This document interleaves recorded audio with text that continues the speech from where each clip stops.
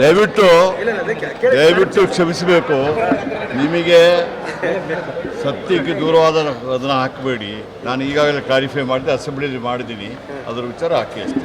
ಯಾಕೆ ಈ ತರ ಸುದ್ದಿ ಹುಟ್ಟುತ್ತೋ ಅಂತ ನೀವು ಮಾಡ್ತಾ ಇರೋದು ಸುದ್ದಿ, ನಾನು ಮಾಡ್ತಾ ಇರೋದಾ?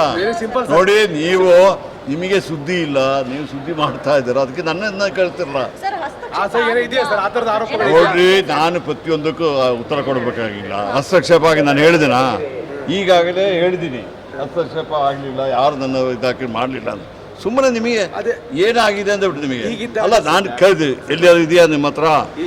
ಈಗ ಕೇಳಿ, ಒಬ್ಬರು ಮಿನಿಸ್ಟರ್ ರಾಜೀನಾಮೆ ಕೊಡೋದು ಇದು ಸುಲಭನಾ? ಕೊಡ್ತಾರಾ?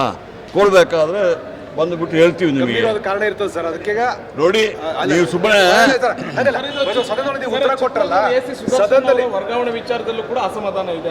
ನೋಡಿ, AC ಗಳು ಬರೋದು, DC ಗಳು ಬರೋದು, SP ಗಳು ಬರೋದು, ಅವ್ರಿಗೆ ವರ್ಗಾವಣೆ ಆಗೋದು ಮಾಮೂಲು ಆಗ್ತಾನೆ.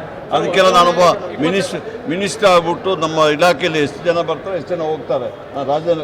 ನೀವು ನೋಡಿ, ನಿಮಗೆ ಸುದ್ದಿ ಇಲ್ಲ ಇವತ್ತು, ಯಾವುದು ಸುದ್ದಿ ಇಲ್ವಾ? ಈಗ KJ ಜಾರ್ಜ್ ಹೆಸರು ಹೇಳದಿದ್ದರೆ ನಿಮಗೆ ನಿದ್ರೆ ಬರೋದಿಲ್ಲ ಅಷ್ಟೇ. ಅದೇ ಆಗಿದೆ, ಇನ್ನೇನಂತೆ.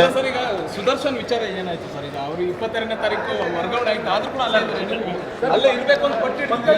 ನಾನು ಯಾವ ಅಧಿಕಾರಿ ವಿಚಾರದಲ್ಲಿ ಪಟ್ಟಿ ಹಿಡಿಯೋದಿಲ್ಲ.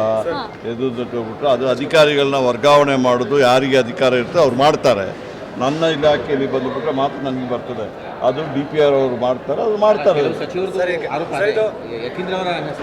ನೋಡಿ, ಯತೀಂದ್ರ ಅವರು ಯಾವ ರೀತಿಯಲ್ಲಿಯೂ ನಮ್ಮ ಇಲಾಖೆಯಲ್ಲಿ ಹಸ್ತಕ್ಷೇಪ ಇಲ್ಲ. ಅವರು ಒಳ್ಳೆಯವರು, ಒಳ್ಳೆಯ ಯುವಕರಾಗಿದ್ದಾರೆ, ಇದಾಗಿದ್ದಾರೆ.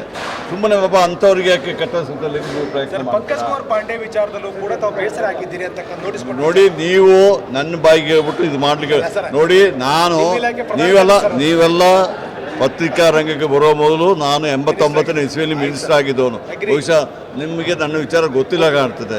ನಾನು ಯಾವುದಾದ್ರೂ ವಿಚಾರದಲ್ಲಿ ರಾಜೀನಾಮೆ ಕೊಡಬೇಕಾದ್ರೆ ನಿಮ್ಮ ಮಾಧ್ಯಮದ ಗಣಪತಿ ವಿಚಾರದಲ್ಲಿ ಕೊಟ್ಟಿದ್ದೆ, ಪ್ರೆಸ್ ಕಾನ್ಫರೆನ್ಸ್ ಕರೆಸಿ ಕೊಟ್ಟಿದ್ದೇನಲ್ಲ.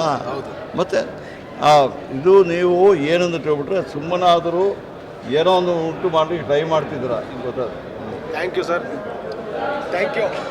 ದಯವಿಟ್ಟು ಈಗ ಏನು ಮಾಡ್ತೀರಾ ನೀವು? ಈಗ ನಿಮ್ದೆಲ್ಲ ಹೇಳ್ಬಿಟ್ಟು ಲಾಸ್ಟಿಗೆ ಇದೊಂದು ತೋರಿಸ್ತೀರಾ. ನಿಮ್ಗೆ ಏನು ಬೇಕಾದರೂ ಮಾತಾಡ್ಬಿಡ್ತೀರ ಟಿವಿಯಲ್ಲಿ. ಲಾಸ್ಟಿಗೆ ಅವರು ಮಾಹಿತಿ ಪಡ್ಕೊಂಡೆ ಸುದ್ದಿ ಹಾಕಿರ್ತಾರೆ. ನೋಡಿ, ಮಾಹಿತಿ ಪಡೆದ್ರೆ ಮಾಹಿತಿ ತೋರಿಸ್ತಾರೆ.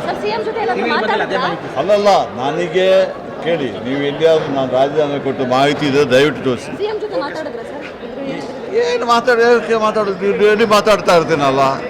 CM ಒಟ್ಟಿಗೆ ಮಾತಾಡಿ ನಿಮ್ಮ ಪಬ್ಲಿಕ್ ಕೇಳಬೇಕಾ? Thank you sir, thank you.